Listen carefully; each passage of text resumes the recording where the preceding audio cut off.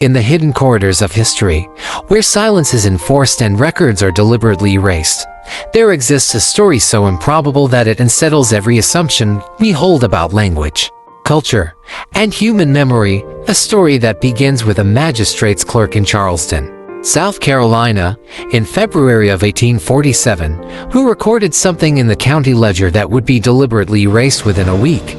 And before we dive into this extraordinary mystery, let me remind you to subscribe to Hidden Dark World and join our growing community of truth seekers.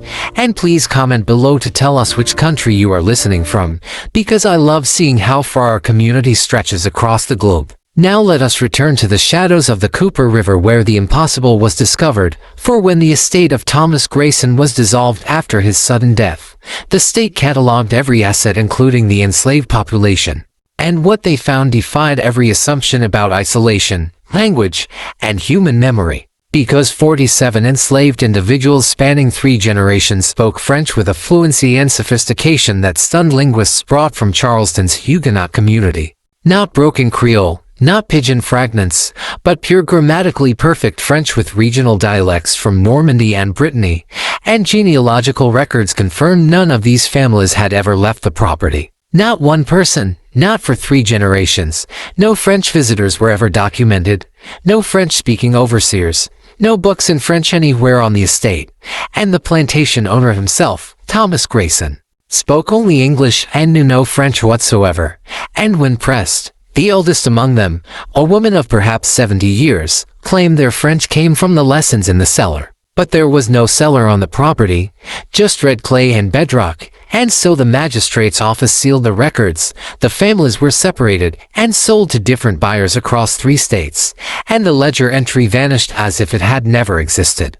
But someone kept detailed notes, hidden in Charleston's Historical Society archives, a leather journal that should not exist, written into languages, documenting what actually happened on Grayson's plantation in the decades before that impossible discovery. And the truth begins not in 1847 but in 1809 when Thomas Grayson purchased his plantation property, a 600-acre tract of prime rice-growing land along the Cooper River 15 miles north of Charleston proper. And though the Graysons were competent but unremarkable planters, Thomas soon noticed something peculiar, for while supervising the rice fields he overheard 2 workers speaking in a language he did not recognize. Not the Gullah Creole common among enslaved populations in the Low Country, but something flowing and rhythmic with sounds that felt European, and when he questioned them they immediately switched to English. Their faces carefully neutral, and though he dismissed it at first, the moments accumulated. Snatches of conversation between women hanging laundry, an elderly man murmuring over a cook fire, children whispering before they noticed his approach. Always that same unfamiliar language, always silenced when discovered. And then in late autumn of 1809, a child named Pierre, called Peter in Thomas's ledgers, fell ill with fever, and in his delirium spoke entire complex sentences in perfect French, not fragments, not jumbled words, but clear, grammatically sophisticated French, the kind spoken in drawing rooms and universities. And Thomas could not forget what he had heard, and over the following months he confirmed his suspicion. His entire enslaved population spoke French among themselves, not as a secondary language but as their primary tongue. Mothers sang to their children in French. Elders told stories in French. Arguments erupted in rapid colloquial French that sounded like it came from people who had spent their lives in France itself. And the impossibility of this haunted Thomas, for genealogical records trace their lineage back to West Africa through Charleston's slave markets of the 1760s and 1770s. There should be no French, there could not be French, and yet in 1810 Thomas invited a linguistics professor from the College of Charleston, Jean-Baptiste Rousseau, under the pretense of documenting local Gullah dialects, and Rousseau confirmed that the enslaved population spoke continental French with regional markers indicating Norman and Breton origins, vocabulary archaic even by 1810 standards, suggesting the French being spoken predated the Revolution of 1789. And he documented oral traditions referencing places in Normandy, specific villages, specific geographical features that no one in South Carolina should have known. And in his letter to Thomas he wrote, "Mr. Grayson, I cannot explain what I witnessed. These individuals speak French as native speakers, not as students who learned it, not as speakers of a degraded dialect. They speak as though they grew up in France itself. Moreover, they possess cultural knowledge, songs, folktales, regional expressions that could only be acquired through deep immersion in French rural culture. And when he pressed the elder woman, Marguerite, she told him they learned it from les professeurs du noir, the teachers in the darkness. But when asked further, she became agitated and said no more, and Rousseau advised Thomas to treat the matter with utmost discretion.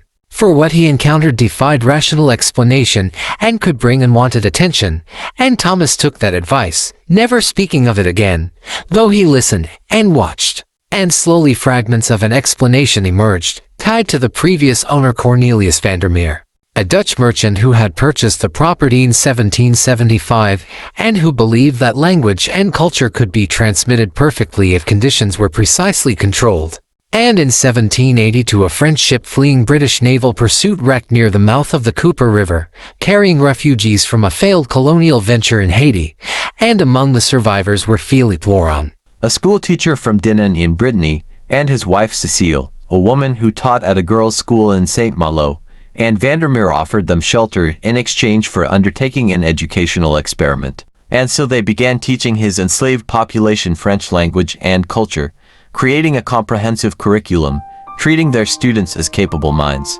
And within 3 years the population spoke French as their primary language, but in 1785 Philippe died of malaria and Cecile, devastated, continued teaching until her own mysterious death, officially recorded as an accidental fall, and Vandermeer destroyed her papers and belongings but encouraged the French to continue, documenting everything in his private journals, and for 24 years 3 generations learned perfect French in isolation, until Vandermeer's death in 1809, when he burned his journals and destroyed all physical traces, leaving only the knowledge alive in the people he had treated as his grand experiment. And Thomas Grayson inherited this secret, maintaining an uneasy equilibrium, allowing the French to continue privately, never openly acknowledging it, and in exchange his workforce remained orderly and productive. But in 1824 a close call occurred when a visitor overheard French spoken by a woman named Marie, forcing Thomas to institute strict rules that French was only to be spoken in the quarters. And the community complied, preserving their language in secrecy. And by 1847, when Thomas died and his nephew William inherited the property, the secret was exposed during a state dissolution, when Samuel Winters, the magistrate's clerk, fluent in French, heard perfect French spoken in the quarters and recorded his astonishment in a private diary, speaking with Marguerite, who revealed fragments of the true history, showing him hidden books and papers preserved beneath her cabin floorboards. And Samuel realized the historical and linguistic significance of what he had discovered. But when he reported it, the magistrate understood the explosive implications, for an enslaved population fluent in French and literate was politically dangerous, undermining the justification for slavery. And so the records were erased, the families separated, the phenomenon diluted, and the official story buried, leaving only Samuel's private notes and the hidden relics in Charleston's archives. And yet the story endures, because it reveals the extraordinary resilience of human culture, the ability of knowledge to survive in secrecy, preserved not by institutions but by memory and devotion. And when we tell this story today, we honor not only the mystery of the French-speaking community of the Cooper River, but the broader truth that human beings, even in bondage, found ways to preserve beauty, knowledge, and culture against all odds. And so as you listen to this story, imagine the voices of children singing French lullabies in cabins lit by firelight, elders telling tales of Normandy to grandchildren who had never seen beyond the rice fields, mothers teaching children with the same care the original teachers had shown. And ask yourself what other hidden worlds remain undiscovered, what other truths lie waiting in the shadows. Because history is not only what we are told, it is what we choose to seek.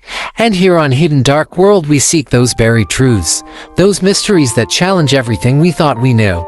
So subscribe now and join our community of truth seekers, united by curiosity, by the hunger for knowledge, and by the determination to uncover the hidden dark world of history that authorities tried to erase.